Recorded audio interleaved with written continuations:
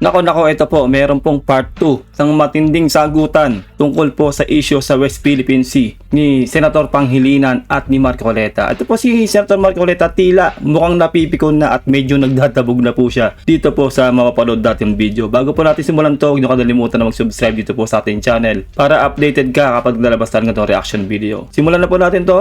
Let's do this.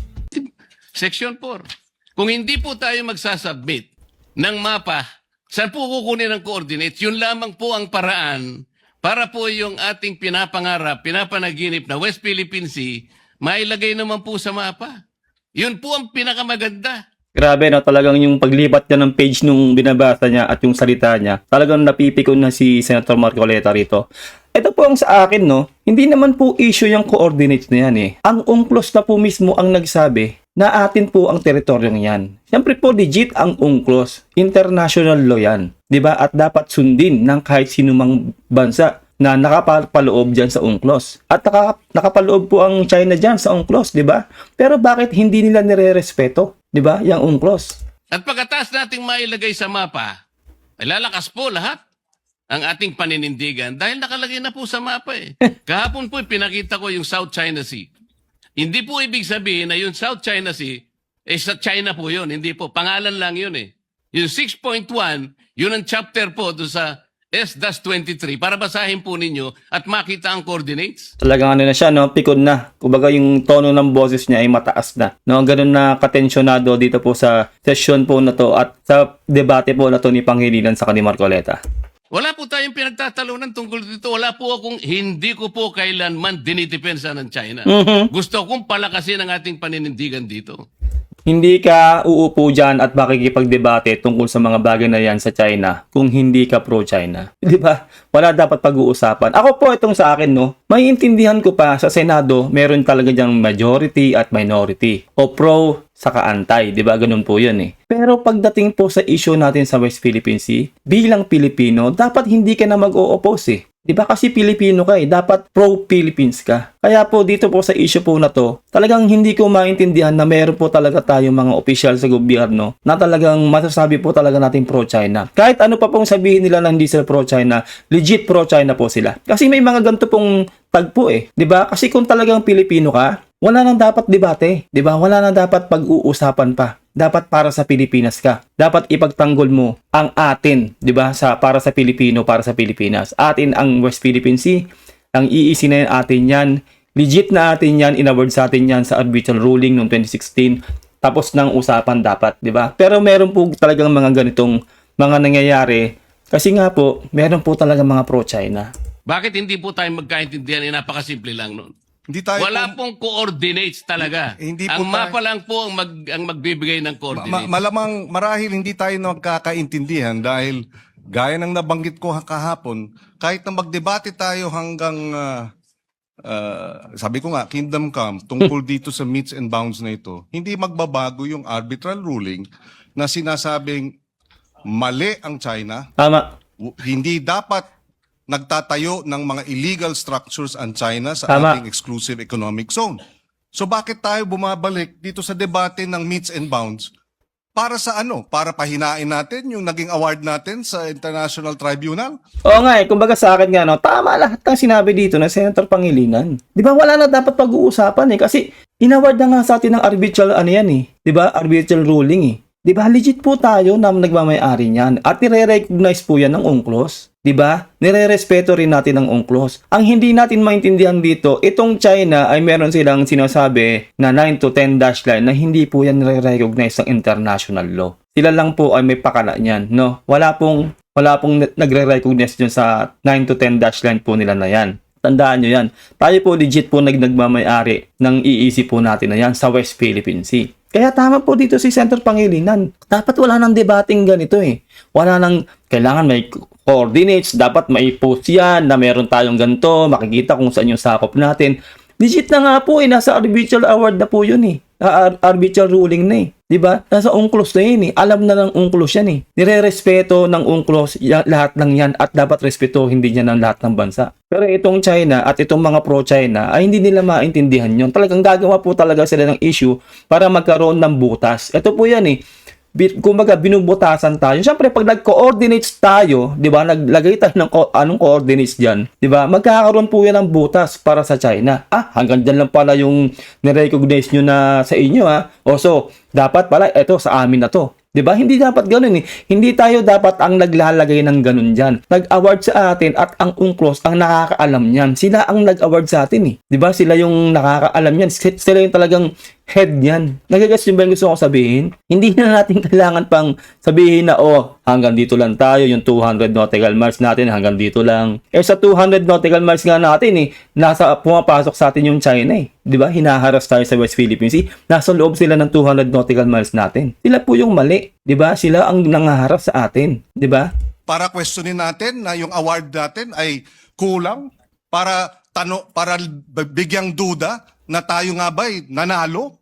Hindi naman po siguro. Yun nga yung sinasabi ko, 'di ba? Para magkaroon sila ng butas, 'di ba? Kasi pag talagang naglagay tayo ng mga coordinates diyan, tapos yung halimbawa ang naitala natin diyan, kulang, no? Pero sako pa rin pala natin yung sasabihin ngayon ng China, magkakaroon tayo ng butas. Inaangkin nyo yan, tas ganito lang pala yung sa inyo dyan, ganun, di ba? Dapat, kung may problema ang China, dyan sa mga coordinates na yan, makisangguni sila sa arbitral ruling sa sa UNCLOS, hindi sa Pilipinas, di ba? Dahil tayo, kung tutusin, wala na tayong dapat pang ipaliwanag. Dahil atin yan, di ba? Inaward nga sa atin yan eh. Legit, international law. Hindi tayo nang kakamkam ng teritoryo na may teritoryo. Yung China ang nangkakamkam ng teritoryo na may teritoryo. Yung kasasabi ko nga lang kanina, di ba? Pumapasok sila sa ating EEZ mismo. Nakadikit na sila sa ating EEZ, sa soberanya natin. Actually, hindi nga nakadikit eh. Pumapasok sila mismo sa ating EEZ. Pasok sila sa 200 nautical miles natin. Kaya talagang hindi dapat na binibigyan ng argumento to. Dahil tayo talaga ang legit na nagmamayari ng ating EEZ. Nanalo tayo, binigay sa atin yan. At Yes. hindi tayo mananalo kung hindi maliwanag ang ating mga karapatan at ang ating exclusive economic zone kahit na hindi pa nade-determine ang meets and bounds. Tama, 'di ba? Ang liwanag nun, no? Ganun din yung sinabi ko, 'di ba? Ang UNCLOS, ang arbitral award, sila po ang nakakaalam niyan at tayo ang legit na nagmamay-ari. Hindi dapat siyang kine-question, 'di ba? Kung ano din yung in-award ng UNCLOS o ng arbitral award sa China, sa Vietnam, sa lahat ng kapitbahay natin, dapat hindi natin kine-question 'yon. Dahil talagang legit 'yun eh. Kumbaga, 'di ba? Nahatulan na, 'di ba? Kumbaga nahatulan na tayo na atin yan. Atin ang EEZ na yan. Wala ka ng habol. Kumbaga, legit na yun. Tapos na yung kaso kung tutuusin eh. Parang ganun eh. Diba? Kaya tama lahat ng paliwanag dito ni Senator Pangilinan. Kahit na hindi pa nade-determine ang meets and bounds. Dahil yon ang sinasabi ng UNCLOS. Yes. UNCLOS ang basehan ng ating pagkapanalo. Walang pinag-uusapang meets and bounds sa usapin po nung determination ng ating exclusive economic zone, Mr. President. Grabe no, body bag. Kumbaga sa flip top, no, body bag po dito si Senator Marcoleta. Tama po yun. Tapos na yun sa usapan na yun. UNCLOS ang basehan. Diba? Tapos ka. Diba? Wala ka nang dapat pang ireklamo kasi UNCLOS na ang basehan dyan. Diba? Kung may reklamo ka, magtanong ka sa UNCLOS. Kung hanggang saan lang ba ang ano ng Pilipinas o yung China. Actually, yung UNCLOS nga, di ba? May sanction na nga yung China kasi hindi nga nila nare-respeto yung UNCLOS eh. Dahil talagang ipinipilit nila yung 9 to 10-10 nila na hindi nga nare-recognize ng UNCLOS yun. So talagang hindi rin magreklamo tong China sa UNCLOS dahil nilalabag nila yung UNCLOS eh. Dapat wala nang usap talagang ganito eh. Di ba? So sinasabi nga ni Senator Pangilinan, UNCLOS ang nakakaalam niyan, UNCLOS ang talagang dapat puntahan ng China kung may reklamo sila at lahat ng mga pro-China na yan. President. Sana po kung maintindihan ng ating butihing senador yun, hindi tayo magkakaroon ng ganitong hindi pagkakaunawaan. Di ba? Tensyonado na kasi. Kasi talagang kahit anong paliwanag dito ni Senator Pangilinan dito kay Senator Marcoleta, kung talagang meron siyang gustong ibutas diyan sa atin na sa ating EEZ o dyan sa West Philippine Sea na pagmamay-ari naman talaga natin, ay talagang hindi po matatapos tong debating to. Isipin nyo, part 2 na to at nagtataas na po ng boses talaga rito si Senator Marcoleta. Diba? Kasi natatalo po yung argumento niya eh. Hindi na po kailangan niya na tantosan pa yan kung dapat may muhun dyan, may muhun doon, diba? Dapat irespeto ang UNCLOS dahil sila nakakaalam niyan, sila nag-award sa atin yan, lalo yung arbitral ruling. Diba? Hindi ngayon nire-respeto ng China. Tayo ay rumerespeto sa lahat ng mga nagbigay sa atin ng ganyan, lalo na po sa UNCLOS at sa arbitral ruling, at tayo po ay sumusunod sa international law. Di ba? Wala tayong kinamkam, wala tayong pinapasok na teritoryo. Yung China ang gumagawa lahat ng kabalbalan dyan sa West Philippine Sea.